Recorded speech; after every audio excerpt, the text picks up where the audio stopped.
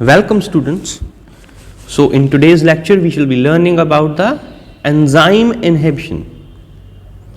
So it's basically the inhibitor action of various molecules that stop the enzyme activity. So first of all, let us see what is an enzyme inhibitor. So the definition for enzyme inhibitor is, it is defined as a substance which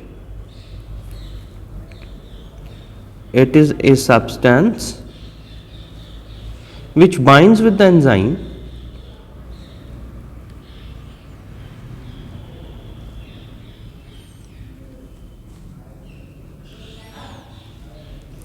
and brings about the decrease in its catalytical activity.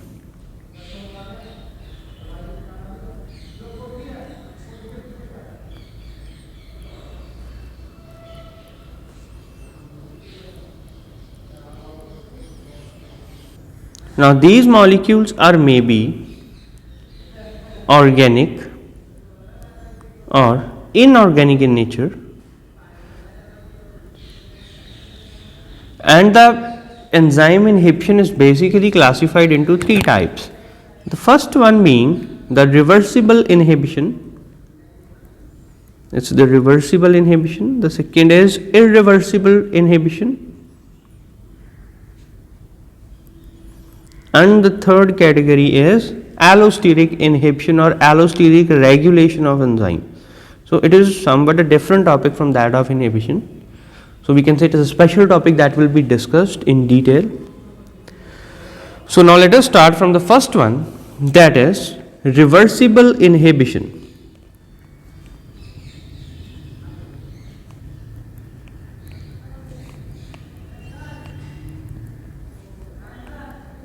So from the name it's clear that the inhibitor binds non-covalently with the enzyme, and the enzyme inhibition can be reversed if the inhibitor is removed. So here we can see that there is non-covalent bonding between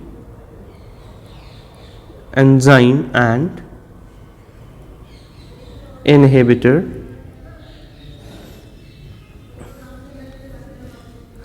and moreover,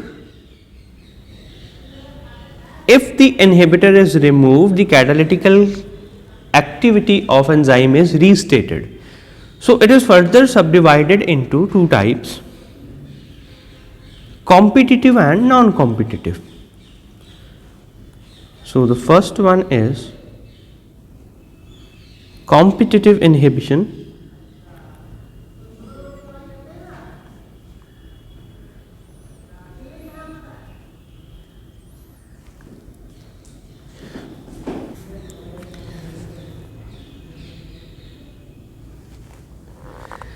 So in the competitive inhibition, the inhibitor closely resembles the real substrate and is known as a substrate analog. So it is known as a substrate analog because the inhibitor closely resembles to the substrate. So this is quite important. There is a structural similarity in them. The inhibitor competes with the substrate and binds at the active site of the enzyme but does not undergo any catalysis. So we can say that binding is at active site,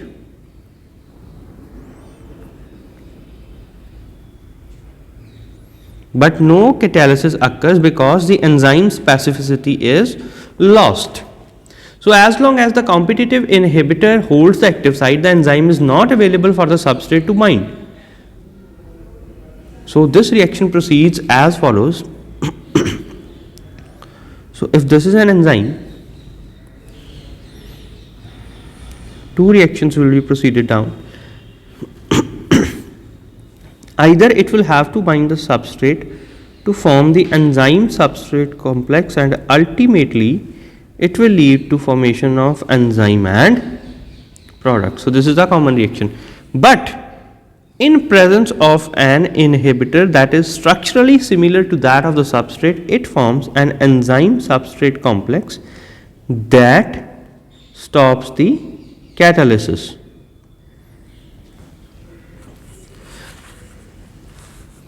So the inhibition would be overcome by the high substrate concentration. In competitive inhibition, the Km value increases, whereas the Vmax value remains unchanged. So what are the kinetic changes that are occurring? So in this, the value of Km is increased, whereas the value for Vmax is unchanged or constant. So whenever the value of the Km is increased, there is a loose affinity. So this signifies that there is a loose affinity between enzyme and substrate. So here we can see how the reaction occurs. So let us draw a structure of an enzyme. Suppose this is a structure for an enzyme, and this darkened area here, this is the active site of binding, we can see. So this is an enzyme,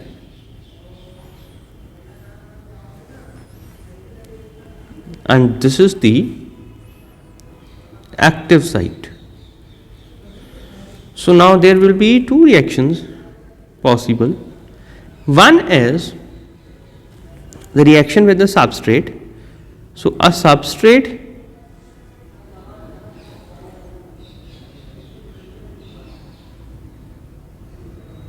can be of this form.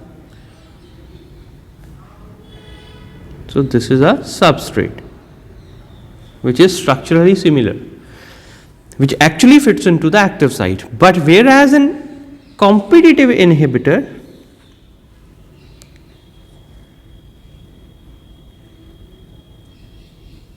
so this is an inhibitor which is also structurally similar to that of substrate, and ultimately this inhibitor will bind at this active site, leading to inhibition of enzyme catalysis.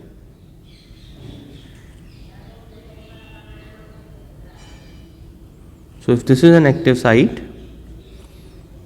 so this inhibitor will easily fit into this, you can see, and this is an enzyme inhibitor complex that inhibits the catalytical activity of enzyme. So in order to understand this example, we can consider the case of succinate dehydrogenase.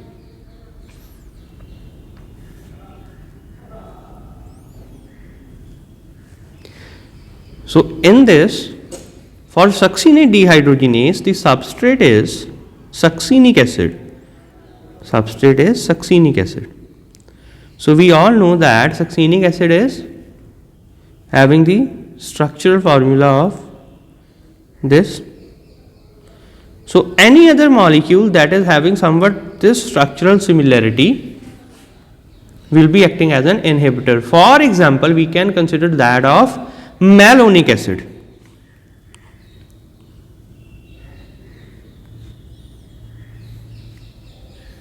Now this malonic acid,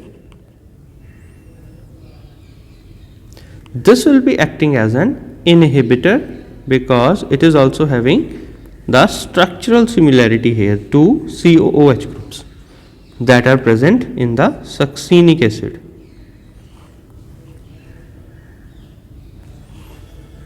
So this is the structural similarity.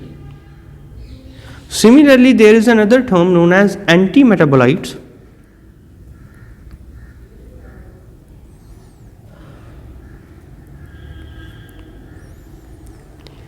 These are the chemical compounds that block the metabolic reactions. So these are usually the structural analogues of the substrates and are used as competitive inhibitors. So their main use in the cancer therapy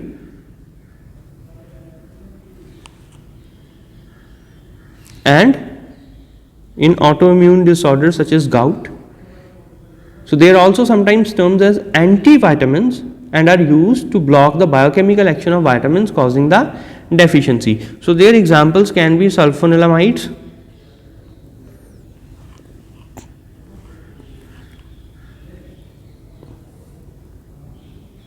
so their example is sulfonilamide and dicumarole.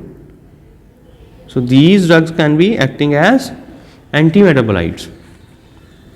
So the next type under the reversible inhibition is non-competitive inhibition.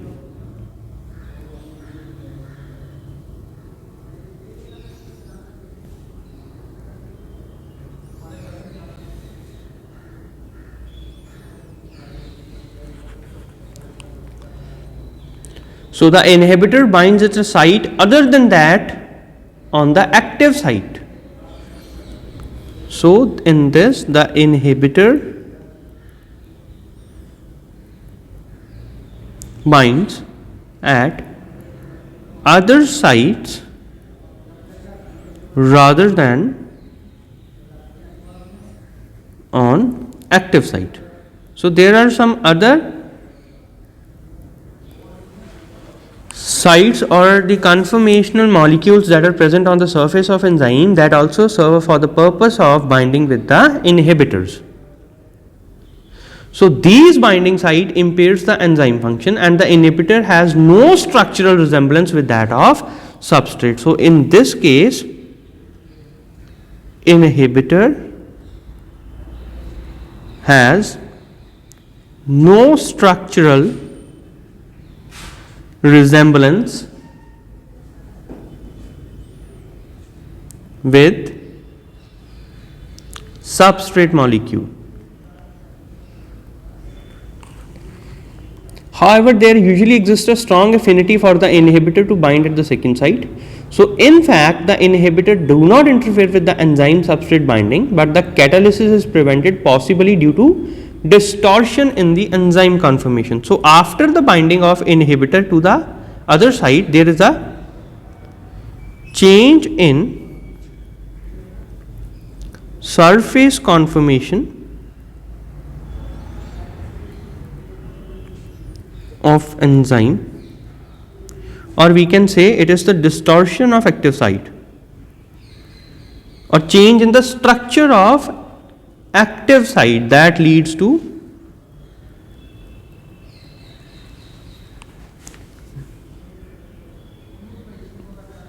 inhibition. So how this reaction takes place? The overall reaction in the non-competitive inhibition can be represented as enzyme when binds with a substrate, it forms an enzyme substrate complex, and ultimately this will lead to enzyme and product formation. So enzyme is recovered back. But in case of an inhibitor on the other sides, it leads to formation of, so this is a reversible reaction, remember,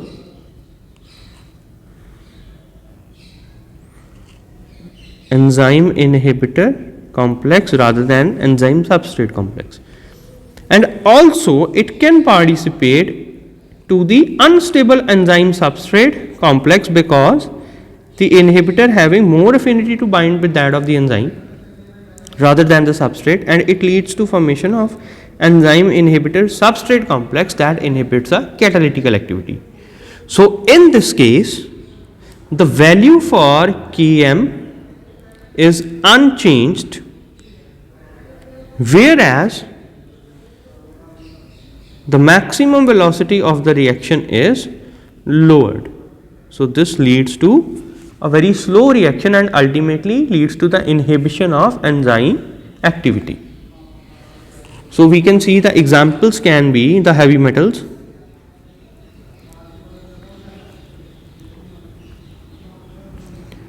such as silver, lead, mercury. They can be non-competitive inhibitors and they bind to generally the cysteine sulfhydryl groups.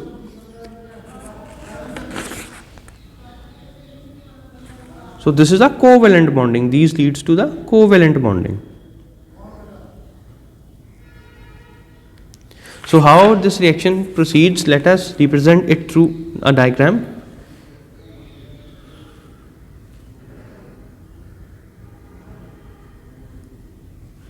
So if this darkened area here is the active site, let us see. So this is an enzyme and this is the active site, and we have said that there are some other sites rather than the active site that also serves for the purpose of binding for inhibitor. So in this case, in presence of a substrate and an inhibitor, so they will not now resemble structurally, so there will be a structural difference in them. So in case of the substrate, it will be somewhat like this. So this is a case for substrate as it will bind at the active site, but the other sites will be having the non-competitive inhibitors like this. So they are structurally different from each other. So ultimately this will lead to the distortion of the active site and thus leads to inhibition of enzyme activity. So you can see here this darkened area here, the active site is destroyed completely, and this is the enzyme inhibitor complex.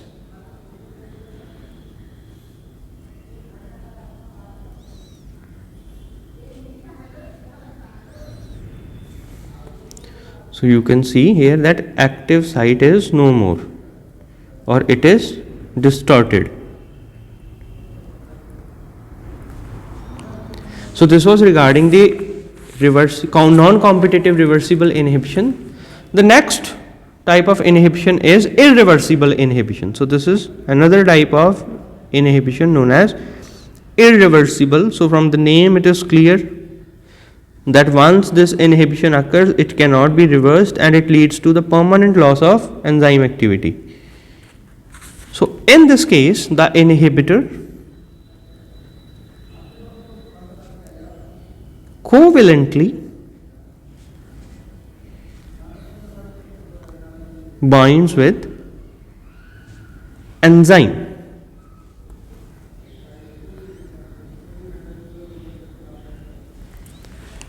So this is an irreversible process, and these are generally the toxic and poisonous substances. So inhibitors in this case are toxic and poisonous in substances. So iodoacetate can be considered as an irreversible inhibitor for the papain and glyceraldehyde 3-phosphate dehydrogenase. So there are various examples we can say. So in these examples we can learn that, for example, you will have to remember the name of inhibitor such as iodoacetate for papain,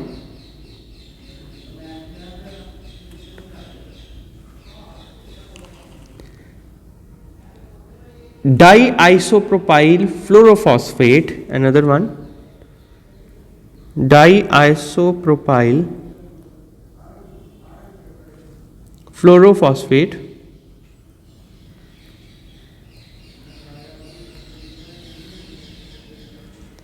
it is also known as nerve gas, that was developed by Germans during the Second World War. So it irreversibly binds with the enzymes containing serine at the active site, such as acetylcholine esterase. So this leads to paralysis of nervous system.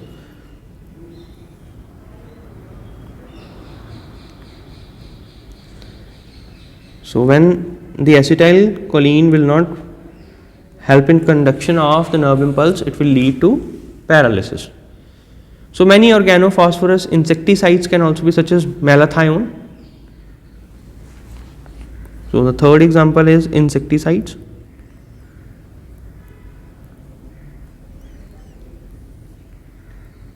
such as malathion. They act as an inhibitor for various enzymes in the animals, probably the acetylcholine esterase. So another example is disulfiram.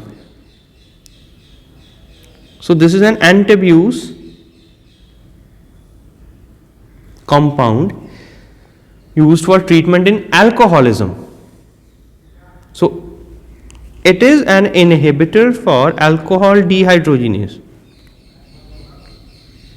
So students, in the patients with chronic alcoholism, they are subjected to small doses of disulfiram compound that inhibits the degeneration or catalysis of alcohol, and ultimately it induces the vomiting whenever they intake the alcohol. So it causes more sickness. So mentally a patient can decide to withdraw from the alcohol as it causes more curious symptoms. So this was regarding the irreversible inhibition. The third type of inhibition is the allosteric inhibition. So this is a special case of allosteric regulation or allosteric inhibition.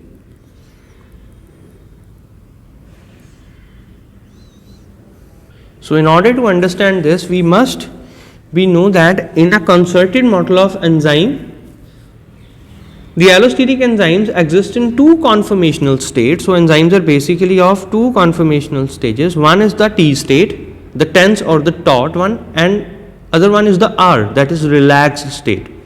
So how does this occurs? Let me show you through a diagrammatic representation. So these are basically the oligomeric enzymes. So this is an T state of enzyme, also known as rigid or taut state. So there is no flexibility in this case. Whereas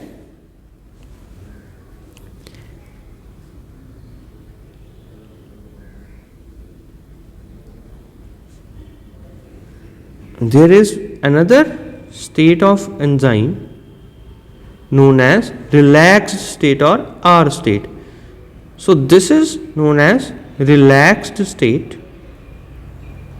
So an enzyme can only participate or actively conduct the catalysis in the R state.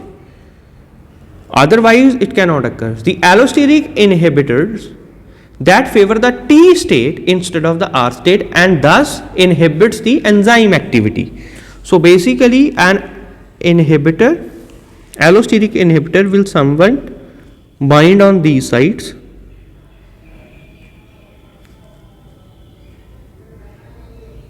and it will not lead the reaction to proceed. Whereas on the other case, the activators or the substrate, they favor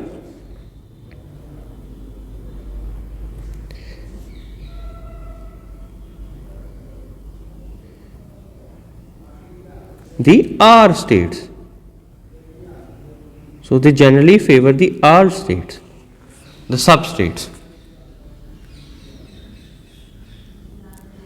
So this reaction can simply be represented as one is a T state over here and the other one is the R state. Sorry, we can represent the T state with the green color.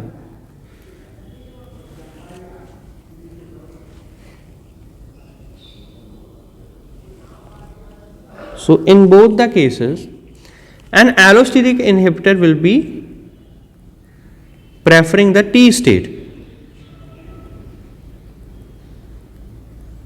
whereas a substrate or an activator will be lead to formation or will favor the R state. So these are, we can say, the main concepts of the allosteric inhibition. So in order to understand it, we can also have an example. For example, the glucose 6-phosphate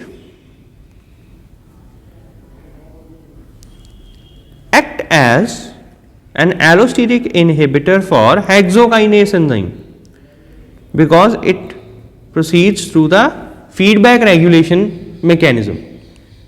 Also ATP act as an inhibitor for phosphofructokinase. So there are various examples, you will have to remember only one or two. The second one is ATP is acting as an allosteric inhibitor for phosphofructokinase.